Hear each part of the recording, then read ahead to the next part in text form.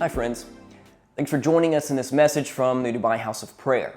Today we're talking about a topic that is near and dear to my heart because God has done a massive work over the past several years, and it's really allowed me to be sustained in my Christian walk in some truthfully really challenging seasons. Now, it's a topic, however, that when you talk to different members of the body of Christ, you find a huge diversity of responses of how do people approach the Sabbath. So, true to my form as a former school teacher, I want to start off with a multiple choice question for you. I want you just to answer for yourself. How do you see the Sabbath? Is it a day for catching up? That means a day when you get caught up on sleep and you get caught up on laundry, and if there's any other chores around the house, things that need to be fixed, that's your opportunity to catch up from the week, okay? Or do you consider it as B, a day for relaxation? That means pure and complete. We're not going to do anything today that is strenuous. I am going to eat the food that I want to eat. I'm going to go ahead and take a nap if I want to nap. I'm going to rest, not going to do any work. And if necessary, very possibly, we're going to veg out on some of our favorite shows. So that's B. Or do you consider it as C, a church day? So that means when you hear the term honor the Sabbath day to keep it holy, you think, all right, we are going to worship the Lord today. We are going to give Jesus what he truly deserves, and that is a full day of just setting it apart to him and worship with God's people. So, those are the first three answers. Or do you approach it as D? It's not all of the above. Don't worry. D is simply, it's just like any other day. Listen, I'm living under grace. Honor the Sabbath day to keep it holy. Listen, like that was part of the law. For me, I just choose to do things as I need to. If I've got to get some work done, I don't feel bad about it. Jesus did miracles on the Sabbath. So which one of those best identifies your approach to the Sabbath? A, that it's a catch-up day. B, it's a relaxation day. C, it's a church day. Or D, it's a day like any other day. Which is the one that best describes your approach?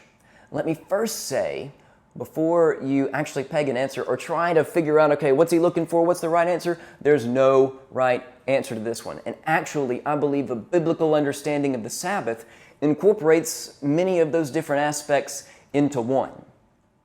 So, you got your answer? Keep that in mind as we explore the biblical origins of the Sabbath. But first, I'm going to tell a little bit about my personal story as it relates to Sabbath. Now, I'm a kid that grew up in church.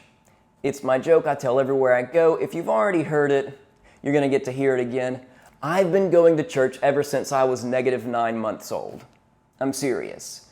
Before I was even born, when I was still in my mother's womb, I was in church on a weekly basis. So I had a good grid that every Sunday in the wonderful rural state of Georgia, every Sunday we were going to be going to First Baptist Church of Bremen, Georgia. And for me, that's what Sabbath was. Sabbath meant church. It was synonymous with the idea of we're going to go worship. Then, when I got a little bit older, I actually learned that the Sabbath was technically Saturday. So I'm thinking, wait a minute, what? Saturday? Why are we worshiping on Sunday? Then I learned about the resurrection and how that we commemorate that by changing it to Sunday. So I'm like, okay, cool. So Sabbath is just Saturday when, we're not supposed to do any work, whatever that means. But for me, I didn't have any concept of honoring it that way, because if I had homework that I needed to do from school, sure, I'd do it on the Sabbath, For me, honoring the Sabbath day to keep it holy was making sure I worshiped Jesus in the weekend. That was what it was.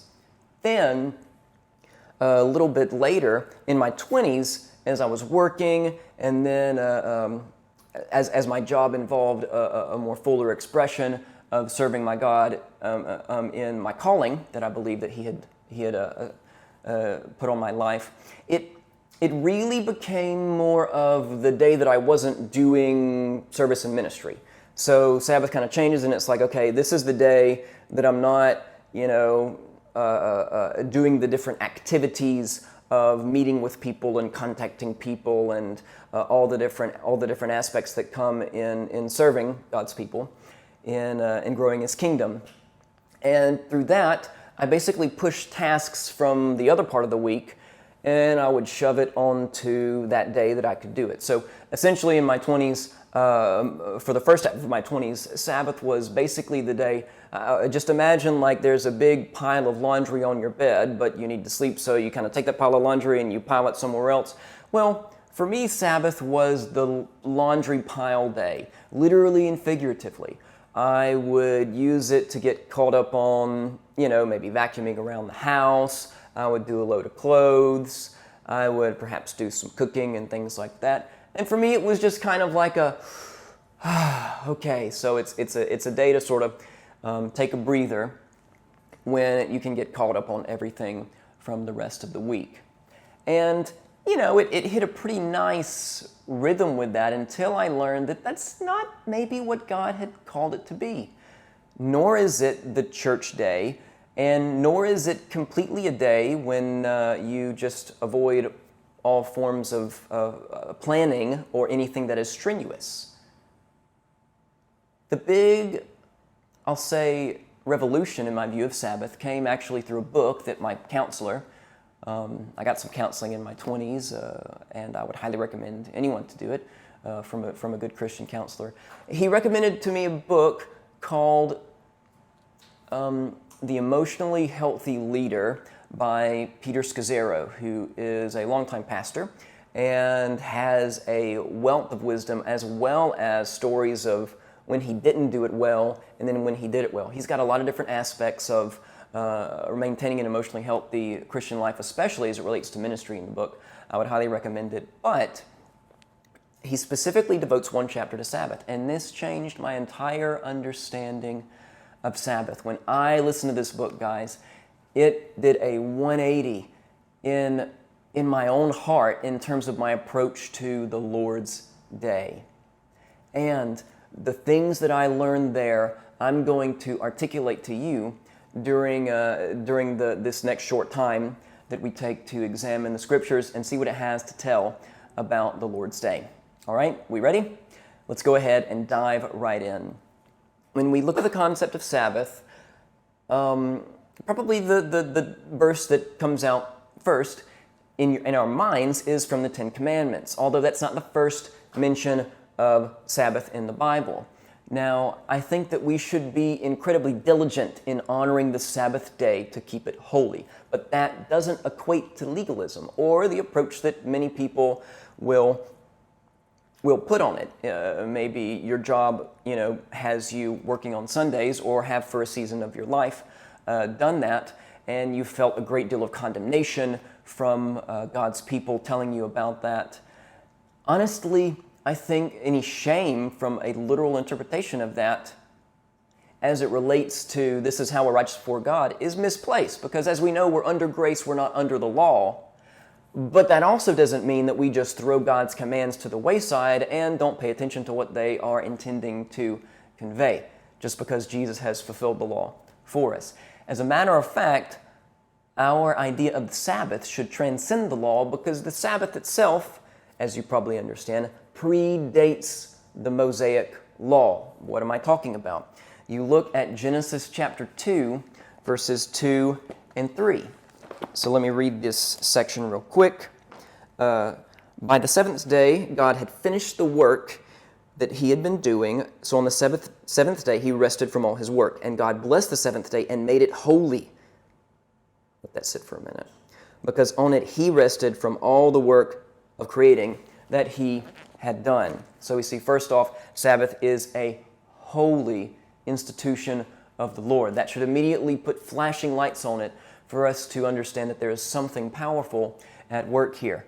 Secondly, it's a day that God blessed, and if He blessed it, it means that He intends to bless us in it in observance of that day. So we see that Sabbath is something that was ordained right at creation, and it was instituted as a weekly rhythm.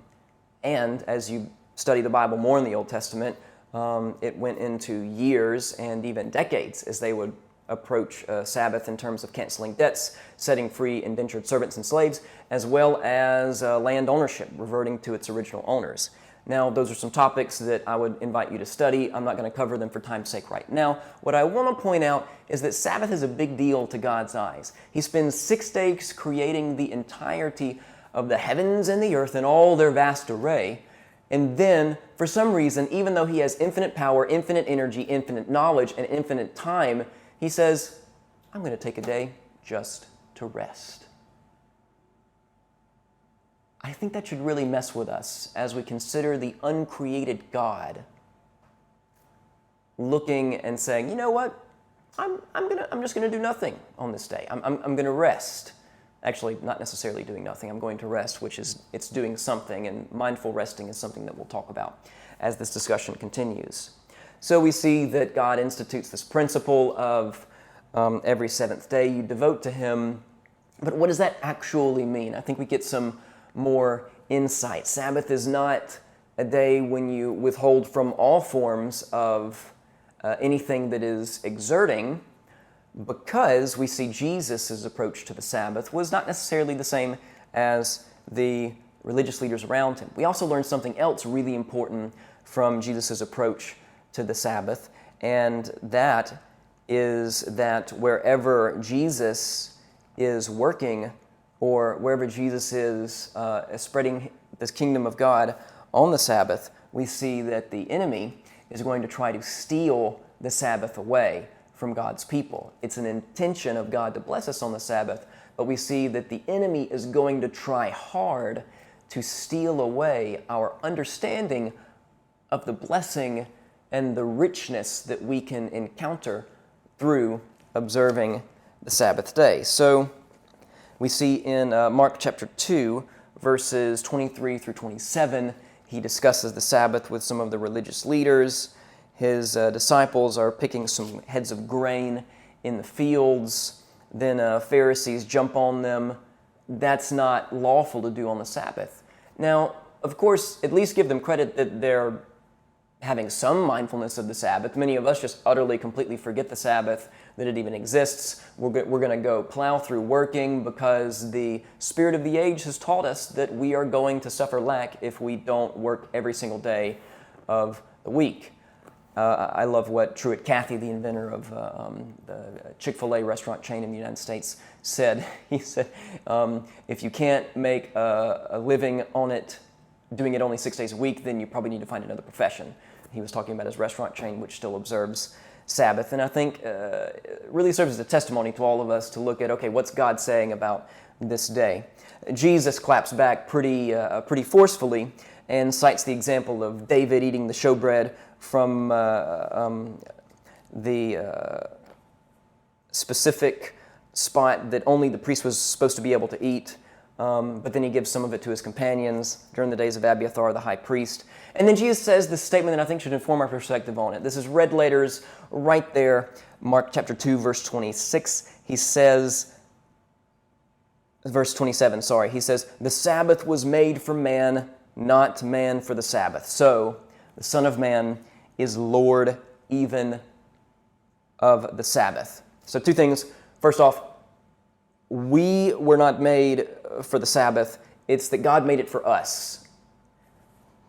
Secondly, Jesus is boss of the Sabbath. So He gets to define what a true Sabbath really means, not our own interpretations of the Sabbath. So looking at these biblical examples, and there's others that I could look at, we have a good grid of how the Sabbath is intended to be. And at this point, I'm going to kind of take a left turn away from looking specifically at these Bible passages, and we're just going to talk about it more topically for a few minutes. We see that the Sabbath was instituted by God It was abused by religious leaders, but affirmed by Christ, as well as said that it's for us. So a Sabbath should be a day that incorporates restorative practices. And I think the restorative aspect is something that should inform our taking up and taking a look at this issue. You know, what is going to be restorative to us? I almost hesitate to call it self-care, but as much of a hot button issue as self-care is these days, and much as the term gets thrown around, I think perhaps Sabbath actually is the most biblical form of self-care that there is, which means that if we don't take advantage of it, we're actually disobeying God. And what does it actually mean to disobey God in this practice of Sabbath? At this point, I'm going to rely very heavily on some of the notes that I took from Peter Scazzero's book, Emotionally Healthy Leadership. I will say that he first contrasts it with our normal way of life and how busy we truly are. That society has taught us to be busier than ever. I mean, it's not like most of us are making a living eating the crops that we've planted and grown this season and last season. Our ancestors were very agrarian, but most of us are going to get our groceries from some kind of grocery store. No, these days we are digitally engaged with an information superhighway that never sleeps day or night. It never stops. Information is always available. There's always updates. Many jobs are now giving cell phones to their employees, not so much as a gift, but as a way to keep them tied to their job even when they'll go on vacation sometimes. It's more difficult than ever to truly unplug from the rat race that has become succeeding in a modern society. So the pace of life is quicker than ever. I mean, there's instant everything. And not only that, millennials such as myself, and especially Generation Z, are making money in what's called the gig economy. So they may be delivering packages or driving people around as taxis for Uber or Lyft or some combination of those. So it's every single day of the week during certain timings. So I mean, you're on call constantly. You're never going to get just a degree of space unless you create that space. So let me approach this topic by saying that we're never going to find space. We have to create space. But creating space is also scary because in our modern way of life, it makes it super easy for us to drown out our issues and our inner insecurities and our pain that we really should be bringing to the Lord with so much activity. And I think so often, especially people that lead in the church, use religious activity as a substitute, as sort of a way to paint over their actual need for a personal encounter with God by doing lots of good and Christian things, which is worshiping with other believers and spending time serving people. Listen, do all of those things, but don't let it be a substitute for your personal time with God. Okay, off that soapbox for a second. Are you getting the picture that I'm painting? We are being run ragged by the spirit of the age, the spirit of mammon, and the society that we're in. And honestly, if we stopped for a moment, it would hurt. And the reason that many of us are not taking Sabbath seriously is because if we did, we feel like we might die. If you quit running on the treadmill of life in the 21st century. The moment we get quiet, suddenly we're alone with ourselves and with God. And that's something that can be super uncomfortable because we're so used to having something to do. It's almost like stopping for a moment. It's on both a spiritual level as well as a physiological level. It is an addiction to our screens, an addiction to activity, an addiction to busyness. Within minutes, we're reaching for our devices again. So, what is God's solution? It is, and I'll give the definition that I got from the book, Sabbath is a 24-hour block that we set apart, that we do not do work. Now, I don't specify work because what actually is work may actually differ from person to person. But it's a 24-hour consecutive block where you don't have obligations as it relates to work. Now, obviously, some of you are parents, and I'm not saying that you send your kids away, whatever. What I am saying is that it is a 24-hour period that you set apart for certain strategic goals. And rather than a subtractive Sabbath, as well as subtractive holiness, I think we should have a Sabbath that's more defined by what we do than what we don't do. I'm like, yes, create space, so you don't have to work, but it involves these aims, these purposes right here. Number one, we're stopping work. Number two, we're enjoying rest. That means not just falling asleep, but actually enjoying rest. Number three, we're practicing delight.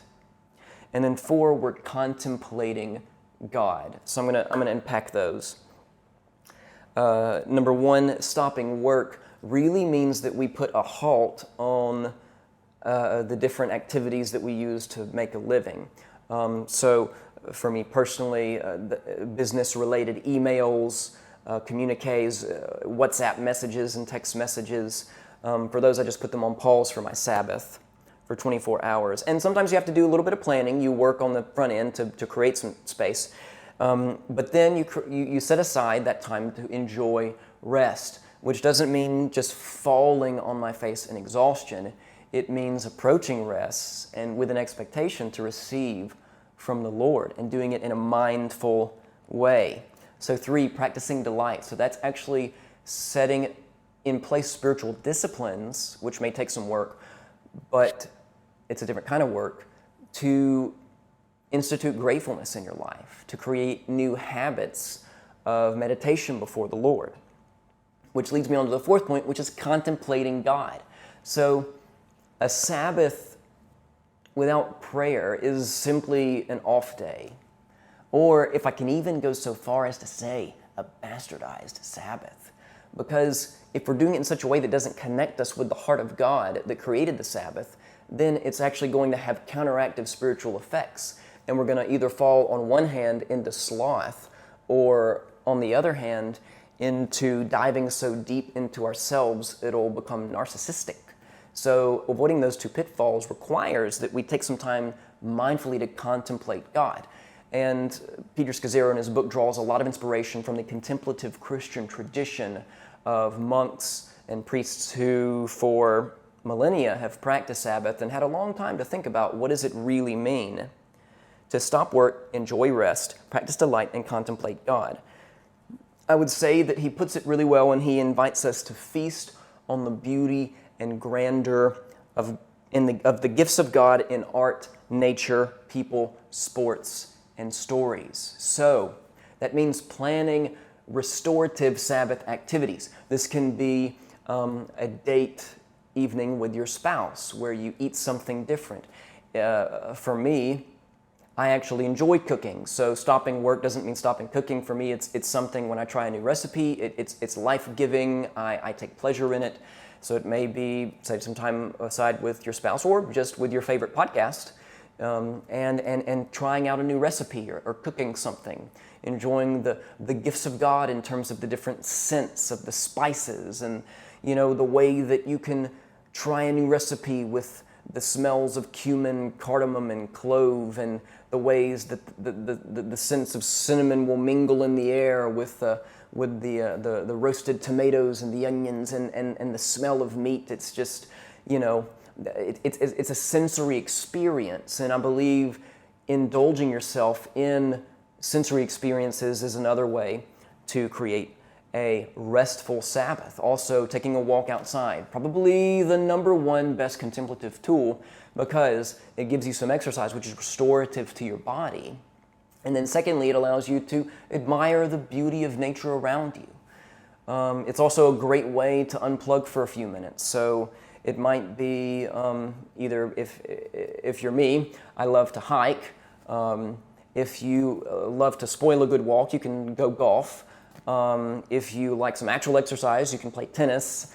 If you would love to get some exercise in there, maybe a run is restorative to you. Go ahead and get some endorphins flowing, because endorphins can have a positive effect on your emotional mood.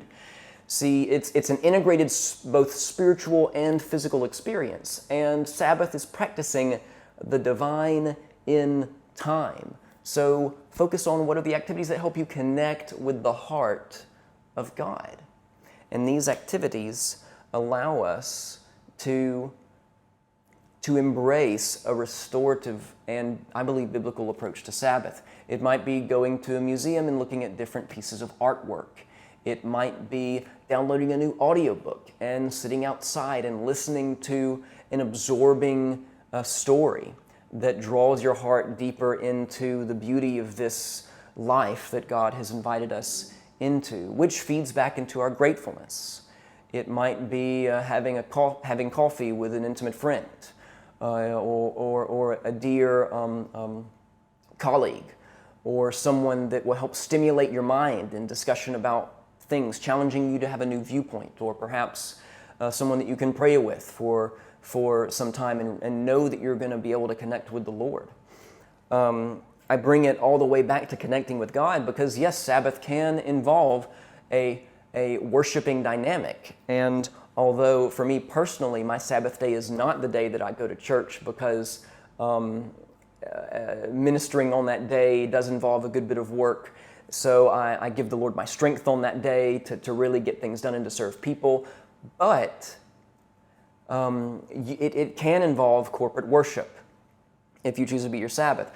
I think, personally, that a Sabbath can be any particular day. I think that if many ministers use Mondays as their Sabbath day, a lot of times mine is Sunday, or since over here in the Middle East, they don't have corporate services on Sundays, but it may be a Friday or a Saturday or some day in between.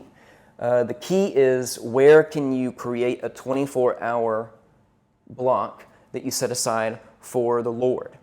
To remember, such a great quote, that we are not human doings, we're human beings. We spend 6 days a week being a human doing. The Sabbath is actually a day to be a human being. And in that sense, Sabbath is actually a miracle. That the God who needs no rest actually quit everything he was up to just for the purpose of exemplifying what he sees as such an important spiritual discipline that he made it part of the Ten Commandments. Honor the Sabbath day to keep it holy. I come to that word again because what does holy mean? It doesn't mean necessarily the absence of work or checking the worship box. Holy denotes the presence of God. It comes from the Hebrew word kodesh, which is a word that means other than. It's different. It's something that is a change from the norm.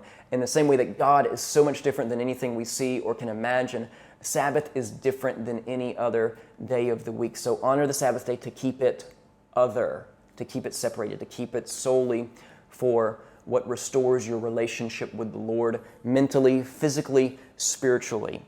A Sabbath day might include you get up and have a little bit of exercise, get some sweat, some positive, endorphins going, a little physical training of your body. Then you take some time to journal and reflect on this past week, write down things you're thankful for. Then you try a different dish from your favorite restaurant that you've never had before, or go and sit at a coffee shop and just listen to maybe an audiobook that you have never had before.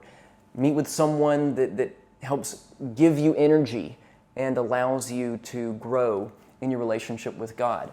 I would say if you're an extrovert, make sure that it involves some time without people and then some time with people. And make sure that they're restorative people. Don't spend all day just by yourself or you'll probably fall asleep. Also, if you're an introvert, don't make it completely vegging out either. Make sure there's times for connecting with God in a relational way. So those are my final hints. I want to say a Sabbath is a fourfold dynamic. Number one, it's a core spiritual discipline. Number two, it is play. Number three, it's a place of revelation. And fourthly, it is a resistance to principalities. So lastly, I want to encourage you in those different aspects that, number one, it's a core spiritual discipline. Implement it today, this week. Maybe not today, because you have to work. Then secondly, it's play. Your relationship with God is supposed to be playful. If it's not, then you're stuck in legalism and religion. Thirdly, I'll say, make it a place of revelation. Expect to receive from God by honoring Him with your time so that He can invest in you the true blessing of the Sabbath. And then fourthly, it is a resistance to principalities. Listen, guys, by doing Sabbath and setting aside that time, you are engaging in spiritual warfare, and you are going to battle against the principalities that exist to wear people out by keeping them busy with the spirit of mammon, the chasing of money and the chasing of their selfish dreams. Listen, you practicing Sabbath is actually helping spread the kingdom of God in your city and in your area. So these are my final encouragements. I bless you right now with the spirit of wisdom and revelation, that the eyes of your heart may be enlightened as you choose to obey God in this foundational spiritual discipline, honoring the Sabbath day to keep it holy. Be blessed as you rest.